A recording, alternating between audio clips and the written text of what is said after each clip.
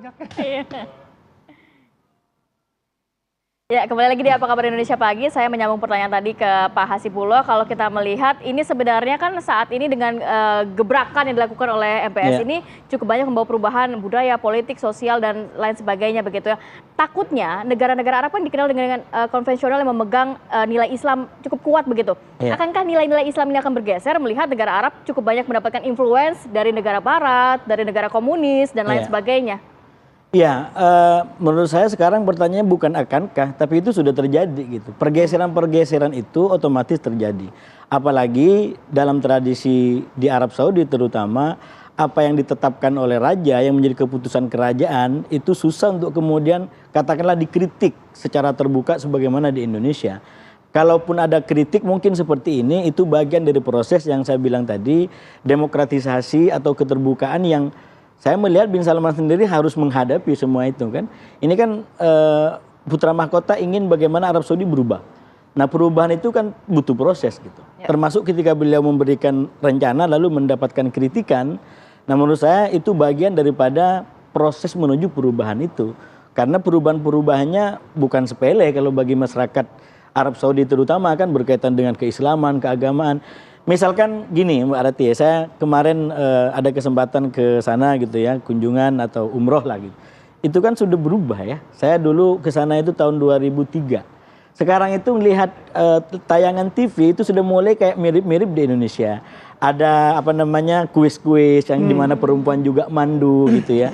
Jadi bukan hanya melulu termasuk di Madinah misalkan tentang bacaan Al-Quran dan hadis gitu. Jadi mulai ada warna-warna lain. Sekali lagi kalau itu adalah sebuah kebijakan dan di Arab Saudi mungkin tidak selalu terbuka untuk dikritik, tapi pada waktu bersamaan pastilah ada pro kontra, ada yang tidak setuju, ada yang setuju. Itu proses alami yang kita saksikan misalkan di mana-mana. Oke, saya geser ke Mas Ahmad ya.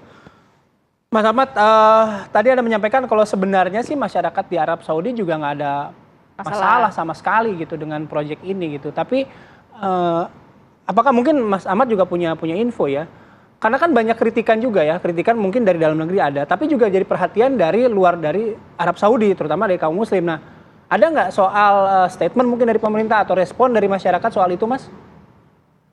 Baik, sebagaimana yang telah saya sampaikan bahwasannya mega proyek Al-Murabba Al-Jadid atau New Al-Murabba adalah perluasan daripada Al-Murabba Al-Qadim ya, atau situs cagar budaya yang sudah dibangun dari 1938 yang mana merupakan istana Raja Abdul Aziz dan keluarganya dan pusat pemerintahan kota Riyadh ketika itu. Lalu perlu diketahui juga ya bahwasannya ketika Al-Murabba atau Al-Muka'ab yang berbentuk kubus ini tidak hanya akan dibangun di kota Riyadh, tapi sudah ada di negara-negara lainnya. Ya, seperti di Berlin Cube, kubus Berlin tingginya 42 meter.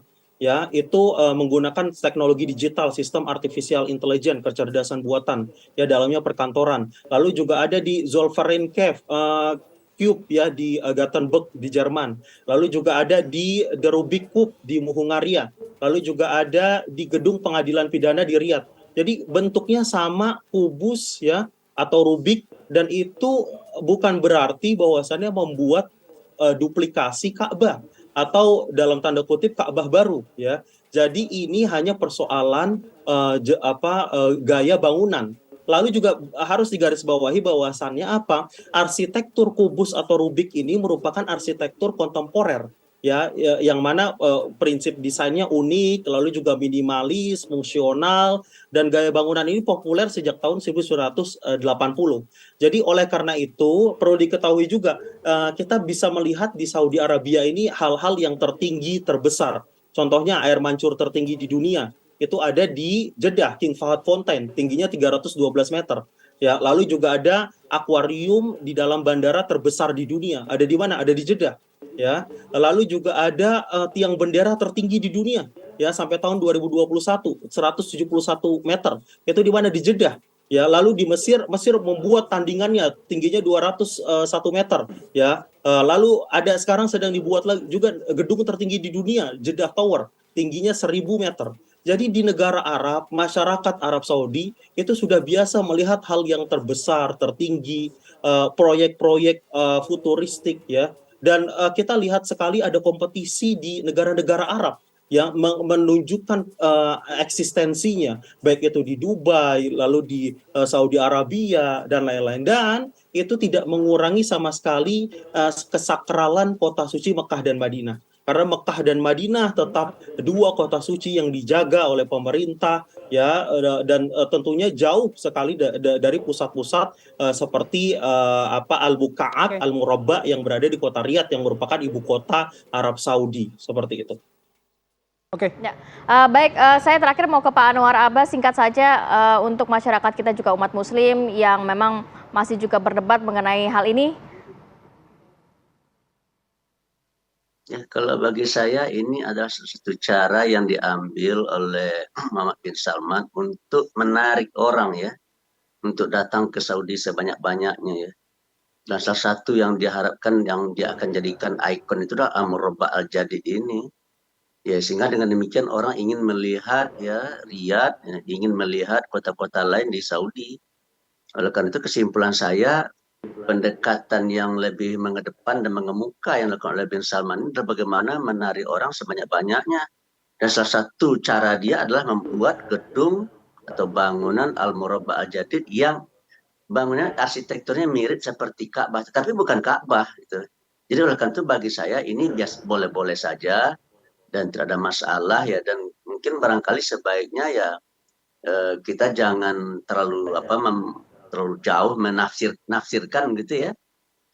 Cuma mungkin barangkali pesan kita sebagai orang yang beragama Islam ya, supaya di dalam bangunan yang bentuknya mirip seperti Ka'bah itu juga nilai-nilai dari ajaran agama Islam supaya bisa ditegakkan di situ. Itu aja pesan kita cuma ya. Dan kalau masalah ditanya, bolehkah orang membuat bangunan seperti Ka'bah? Ya boleh. Boleh nggak orang membuat bangunan untuk mengganti Ka'bah? Ya nggak boleh. Gitu aja kesimpulannya kan. Saya begitu. Oke, baik. Baik, terima kasih Pak Anwar Abbas, Mas Ahmad Lukman juga terima kasih, Mas Hasbul terima kasih. Waktunya sudah bergabung bersama kami pagi hari ini. Semoga apa yang kita diskusikan ini juga bisa memberikan pencerahan gitu ya. Jadi nggak ada debat-debat lagi, ini udah clear kalau misalnya pagi hari ini. Sekali lagi terima kasih, selamat beraktivitas, salam sehat selalu. Assalamualaikum warahmatullahi wabarakatuh.